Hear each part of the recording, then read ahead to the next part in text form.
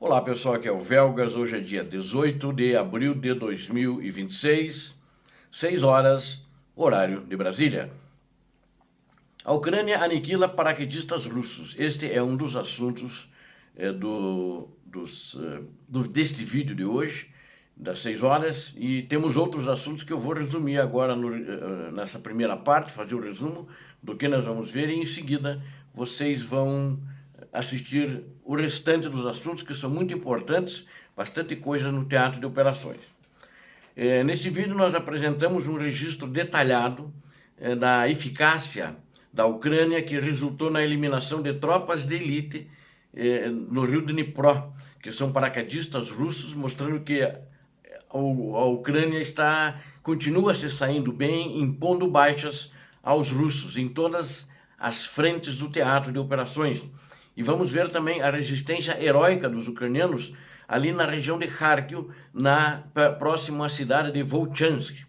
E também vamos ver como a inteligência militar ucraniana está frustrando os novos prazos de Moscou para a captura de Donbass. É um conteúdo bem denso, com bastante informações, já baseado em dados reais de combate, essencial para quem acompanha a geopolítica atual, como vocês que assistem e são inscritos aqui no canal. Eu peço a você que não é inscrito, inscreva-se no canal agora, você vai ver... O que você vai ver aqui é apenas a verdade, é muito importante isso. Peço a todos que deixem seu like, compartilhem esse vídeo e façam seus comentários, que são sempre muito bem-vindos. Eu conto com vocês. Muito obrigado.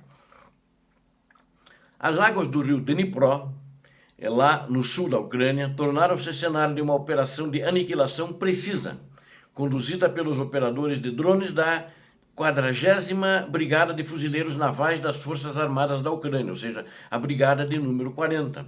O que vocês devem ter notado, eu imagino, a maioria dos combates, que eu já tinha falado para vocês, que 80% das baixas dos russos são feitas por drones. Não são pelo combate aproximado entre tiroteios de fuzis, de metralhadoras, entre tropas russas e tropas ucranianas, mas são por drones. 20% que são feitas dessa maneira. Então é bem menor, a exposição humana é muito menor e a Ucrânia está utilizando ao máximo e com sucesso a tecnologia de drones. E agora, mais uma vez, lá no rio Dnipro, as tropas aerotransportadas russas, também conhecidas por sua suposta elite, tentavam realizar uma manobra de resgate de companheiros deles, utilizando barcos motorizados, barcos com motores no rio Dnipro, quando foram detectados pela vigilância constante da unidade de fuzileiros navais, da 40ª, que eu citei agora, e foram detectados por eles, se aproximando para resgatar companheiros. O primeiro barco foi imediatamente atingido em cheio por um drone kamikaze ucraniano, resultando em uma explosão massiva que destruiu a embarcação instantaneamente e deixou apenas um sobrevivente entre os ocupantes originais. Dando provas de que uma coordenação tática implacável, os operadores ucranianos aguardaram a chegada de uma segunda embarcação russa que vinha para prestar auxílio aos feridos para lançar um novo ataque. Os paraquedistas russos tentaram desesperadamente alcançar a margem do rio para buscar abrigo na vegetação, que é uma vegetação densa, e acho que eles poderiam avançar um pouco na vegetação e ficar camuflados. Mas a precisão dos drones, das munições lançadas por esses drones, não permitiu qualquer fuga. O balanço final da operação no rio Dnipro contabiliza cerca de 15 soldados russos eliminados e 2 barcos de transporte de tropas dos paraquedistas russos completamente destruídos, demonstrando que a margem esquerda permanece um território letal para os invasores russos. Enquanto isso, lá em Kharkiv, já no norte, as forças de defesa ucranianas consolidam sua superioridade tática ao impedir avanços russos significativos nas proximidades da cidade estratégica de Volchansk, que desde 2023 eles estão tentando tomar e nada. Agora a cidade, na realidade, vamos falar claramente, né, é escombros por causa dos bombardeios, mas eles nunca controlaram aquela cidade. Estão tentando de novo, mas é sempre o mais do mesmo, sempre usando as mesmas táticas, é tudo previsível, os ucranianos sabem por onde eles vêm e sabem como fazer essa resistência. Como dizem muitos que falam a favor da Rússia, a Rússia avançou em Volchansk, avançou. E aí? Onde é que ela ficou? Morreram, ficaram mutilados, feridos, e os que sobreviveram tiveram que voltar, fugir, né? Os que conseguiram fugir, que normalmente é uma minoria, ou se entregaram, foram feitos prisioneiros. Então essa é a situação da Rússia hoje em todo o teatro de operações. E lá em Volchansk, o 16º Corpo de Exército confirmou, em relatórios oficiais, que nenhuma posição ucraniana foi perdida e que as unidades ucranianas mantêm suas linhas de defesa designadas com a firmeza absoluta. Volchansk, que fica a apenas 5 quilômetros da fronteira com a Rússia, ali do lado, é colado. E a Ucrânia já tinha expulsado eles para lá, eles estavam tentando voltar para entrar em Volchansk e dominar. Ficaram longe de Volchansk, né? Tiveram que voltar para a Rússia de novo. Sofreu essa tentativa de avanço, na verdade é uma tentativa, né?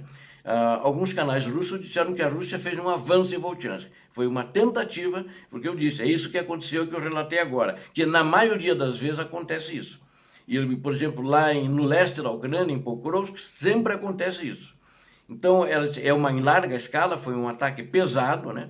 Visava cruzar o rio Volcha, eles queriam cruzar o rio Volcha, expandir a ocupação na margem esquerda e avançar contra a cidade, os escombros da cidade, como eu falei.